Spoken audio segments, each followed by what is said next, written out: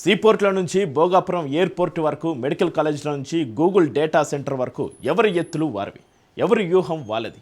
అభివృద్ధి నినాదంతో కూటమి జనం మెప్పు పొందే స్కెచ్ వేస్తుంటే తమ హయాంలోనే పునాది రాయి వేశామని వైసీపీ గొప్పలగుబోతోంది. ఇలా ఏపీ పాలిటిక్స్లో అధికార కూటమి ప్రతిపక్షం వైసీపీ మధ్య క్రెడిట్ వార్ ఇంట్రెస్టింగ్గా సాగుతోంది. ప్రాజెక్ట్ ఏదైనా, డెవలప్మెంట్ మరేదైనా తమ ఘనత అంటే తమ ఘనత అని క్రెడిట్ గేమ్తో పాలిటిక్స్ను హీట్ ఎక్కిస్తున్నాయి పార్టీలు. వైసీపీ వ్యూహాత్మక ఎత్తుగడలకు ఎప్పటికప్పుడు చెక్ పెట్టే స్కెచ్ వేస్తోంది కూటమి.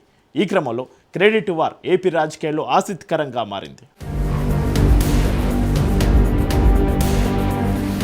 కూటమి ప్రభుత్వం అధికారంలోకి వచ్చాక కొత్త ప్రాజెక్టులు తీసుకొస్తుందా, లేకపోతే ఉన్న ప్రాజెక్టుల్ని పట్టాలెక్కేస్తుందా? ప్రస్తుతం చేస్తున్న అభివృద్ధి గత ప్రభుత్వ హయాంలో జరిగిందంటూ క్రెడిట్ చోరీ చేస్తున్నారా?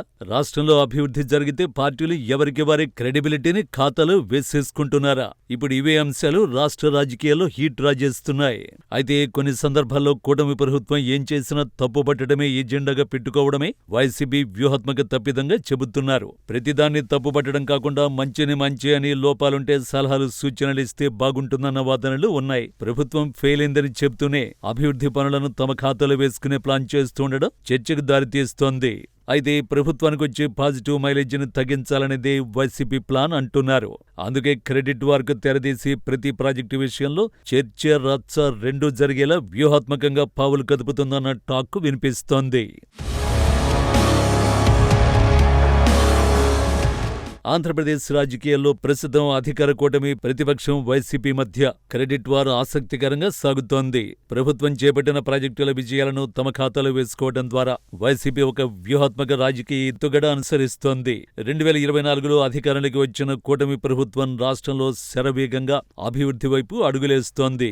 ఈ నేపథ్యంలో పలు అభివృద్ధి కార్యక్రమాలకు శ్రీకారం చుట్టడంతో పాటు వాటిని ఆచరణలోకి తీసుకొచ్చే దిశగా కూటమి సర్కారు ప్రణాళికలు సిద్ధం చేసింది.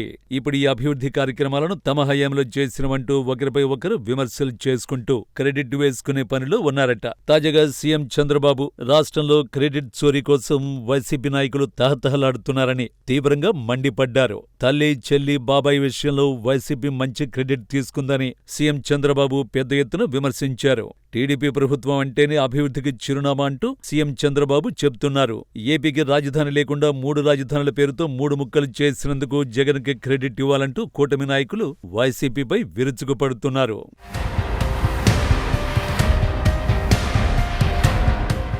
Land, sand, wine, mine, drugs, గంజాయి మాఫియాలే వైసీపీ వాళ్ళ క్రెడిట్ అంటూ సీఎం ఘాటుగా స్పందిస్తున్నారు. మరోవైపు దావోస్ పర్యటనలో ఉన్న సీఎం చంద్రబాబు, మంత్రులు నారా లోకేష్, టీజీ భరత్ సైతం అంతర్జాతీయ వేదికగా క్రెడిట్ చోరీలపై మాట్లాడుతున్నారు. నారా లోకేష్ అయితే తనదైన శైలిలో దావోస్ కార్యక్రమంలో వైసీపీపై సెటైర్స్ వేస్తున్నారట.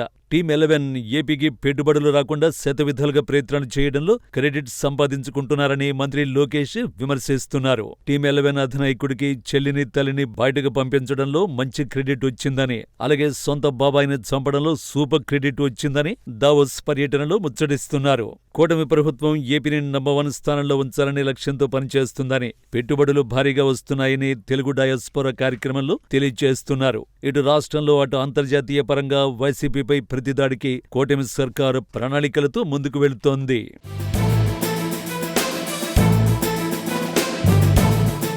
గత ప్రభుత్వంలో అమలుపరిచిన విధి విధానాలు ఇప్పటి ప్రభుత్వం అమలు చేసి క్రెడిట్ చోరీ చేస్తోందని వైసీపీ ప్రధానమైన ఆరోపణలు చేస్తోంది.